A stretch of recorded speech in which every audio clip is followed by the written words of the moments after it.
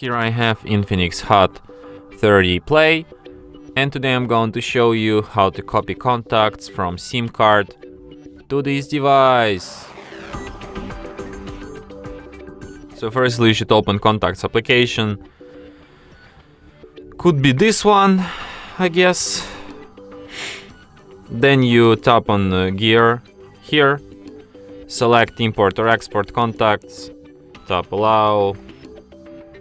Then you select where from we gonna export these contacts. So in our case from SIM card. Then select where to phone. Here you can select which contacts you want to import. Here you can select them all and tap OK, and after that these contacts will appear on your device. So yeah, and that's it. Thanks for watching. If you find this tutorial useful, don't forget to hit that like button and subscribe to our channel.